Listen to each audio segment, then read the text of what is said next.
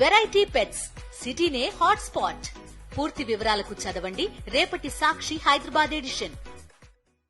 30,000 మంది మహిళలను వాలంటీర్లు అక్రమ రవాణా చేసేశారు అని నోటుకొచ్చిన ఆరోపణ చేశారు పవన్ కళ్యాణ్. కేంద్ర నిఘా విభాగంలో సీనియర్ అధికారులే తన చెవిలో ఈ రహస్యం చెప్పారు అని కథలు చెప్పారు. వేలాది మంది మహిళలు అక్రమ రవాణా అయితే కనీసం ఓ రివ్యూ కూడా పెట్టరా అని సినిమా డైలాగులు అప్పచెప్పారు.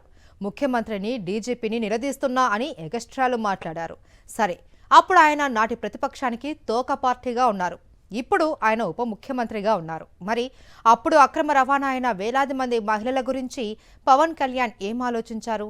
వారిని ఎప్పుడు రాష్ట్రానికి క్షేమంగా తీసుకువస్తారు అన్నది చెప్పాలి అంటున్నారు రాజకీయ విశ్లేషకులు.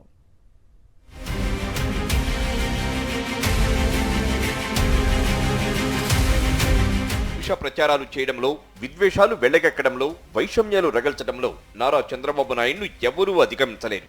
కానీ ఆయనకు తాను ఏమాత్రం తీసిపోనని తీటుగా నిలబడిన ఒకే ఒక్క రాజకీయ నాయకుడు పవన్ కళ్యాణే. వైఎస్ఆర్ కాంగ్రెస్ ప్రభుత్వం అధికారంలో ఉన్నప్పుడు నాటి ముఖ్యమంత్రి జగన్మోహన్ రెడ్డి విజనపైన, ఆయన నియమించిన వాలంటీర్ వ్యవస్థపైన సర్వత్రా ప్రశంసలు వస్తూ ఉండడంతో తట్టుకోలేకపోయిన చంద్రబాబు నాయుడు వాలంటీర్లపై వ్యక్తిత్వ హననానికి పాల్పడ్డారు. ఈ విషయంలో పవన్ కళ్యాణ్ చంద్రబాబు కన్నా 2 ఆకులు ఎక్కువే చదివానని చాటుకున్నారు. వాలంటీర్లు ఇంట్లో మగాళ్లు లేనప్పుడు వెళతారంటూ చంద్రబాబు వెకిలి కామెంట్ చేసి ఊరుకున్నారు. కానీ పవన్ కళ్యాణ్ అక్కడితో ఆగకుండా వాలంటీర్లు ఏకంగా 30,000 మంది మహిళలను అక్రమ రవాణా చేసేశారని, అందులో 12,000 మంది మాత్రమే తిరిగి తమ ఇళ్లకొచ్చారని, మిగతా 18,000 మంది ఎక్కడికి పోయారంటూ నిలదీశారు. నేషనల్ క్రైమ్ రిపోర్ట్ మొత్తకి ఎన్సీబీ రిపోర్ట్ ఇస్తే 29,000 పై దాదాపు 30,000 మంది అమ్మాయిలు మిస్ అయిపోతే దాంట్లో 14,000 మంది తిరిగి వచ్చారని చెప్తా ఉన్నారు పోలీసు. మిగతా 18,000 మంది ఏమయ్యారు? కేంద్ర నిఘా వర్గాల్లోని పెద్దలు నాకు చెప్పింది, వైసీపీ ఈ వాలంటీర్స్ టీంని పెట్టారు. ప్రతి ఊర్లో, ప్రతి గ్రామంలో ఎవరు మనిషి, ఏ కుటుంబంలో ఎంతమంది ఉంటారు, ఏ కుటుంబంలో ఆడపిల్లలు అక్కడ ఏమేమి ఉన్నాయి, వాళ్ళు ఎవరైనా అబ్బాయిలను ప్రేమిస్తున్నారా, వాళ్ళలో వితంతువులు ఉన్నారా, ఇట్లా ట్రాప్ చేసి హ్యూమన్ ట్రాఫికింగ్ జరుగుతూ ఉంది వీళ్ళ ఇన్ఫర్మేషన్ వల్ల. నా కేంద్ర నిఘా వర్గాలను హెచ్చరించింది చెప్తున్నాను.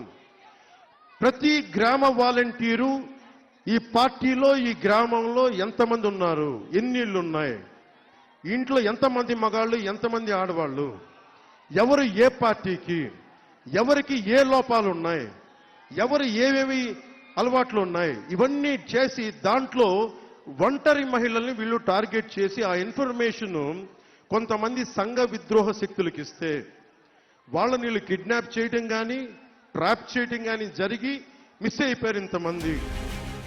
అప్పట్లో పవన్ కళ్యాణ్ ఎమ్మెల్యే కూడా కాదు, కానీ కేంద్ర నిఘా విభాగం అధికారులు పవన్ కు ఈ రహస్యం చెప్పారట. అప్పటికి పవన్ కళ్యాణ్ కేంద్రంలోని బీజేపీకి మిత్రపక్షంగానే ఉన్నారు.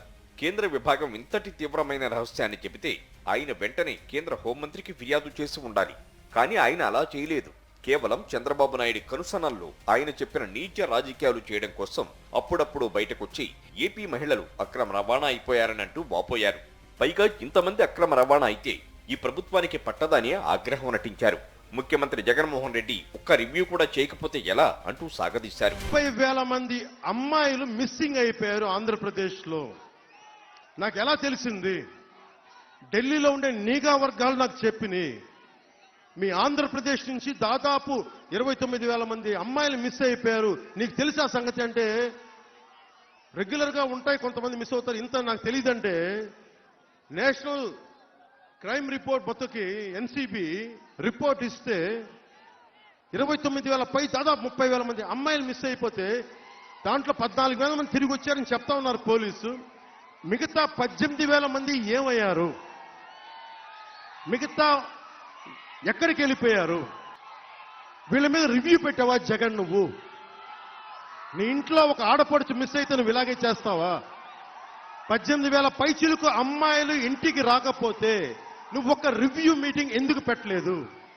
డీజీపీ గారిని కూడా అడుగుతున్నా, ఒక్క రివ్యూ మీటింగ్ ఎందుకు పెట్టలేదు? మీరు ఎందుకు మిస్ అవుతున్నారు?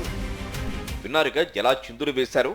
సరే, అప్పుడంటే పవన్ చేతుల్లో అధికారం లేదు, మరి ఇప్పుడు ఆయన కూటమి ప్రభుత్వంలో భాగస్వామిగా ఉన్నారుగా. ఉప ముఖ్యమంత్రి పదవి కూడా వెలగబెడుతున్నారు కదా. కూటమిలో కేంద్రంలో అధికారంలో ఉన్న బీజేపీ కూడా వాటా పంచుకుంటోంది కదా. మరి నాటి కేంద్ర నిఘా విభాగం అందించిన సమాచారం మేరకు అక్రమ రవాణా అయిపోయిన వేలాది మంది తిరుగింటి ఆడపడుతులను కాపాడి వారి వారి ఇళ్లకు చేర్చాల్సిన బాధ్యత ఉప ముఖ్యమంత్రి మీద లేదా? రాష్ట్రంలోనూ కేంద్రంలోనూ 3 పార్టీలు అధికారం పంచుకుంటున్నాయి కాబట్టి అక్రమ రవాణా చేసిన దుర్మార్గులపై కేసులు పెట్టి జైళ్లకు పంపించి కఠిన చర్యలు తీసుకోవాలి కదా. కూటమి అధికారంలోకి వచ్చి 5 నెలలు గడిచినా ఇంతవరకు ఆ పని ఎందుకు కొసమెరిపి ఏంటంటే తాజాగా అసెంబ్లీ బడ్జెట్ సమావేశాల్లో ఏం చెప్పారు? గత 5 ఏళ్ల కాలంలో ఆంధ్రప్రదేశ్ నుంచి అక్రమ రవాణా అయిన మహిళల సంఖ్య 46 అనే కదా కూటమి నేతలు చెప్పారు. అసెంబ్లీ సాక్షిగా అలా అబద్ధాలాడొచ్చా? వేలాది మంది వివరాలు చెప్పాలి కదా.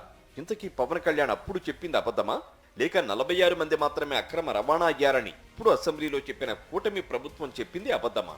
దీనికి ఎవరు సమాధానం చెప్తారు? పవన్ కళ్యాణ్ అయితే చెప్పే పరిస్థితిలో ఉంటారనుకోవడం లేదంటున్నారు రాజకీయ పండితులు. పోనీ చంద్రబాబు నాయుడైనా అసలు నిజమేంటో చెబుతారా?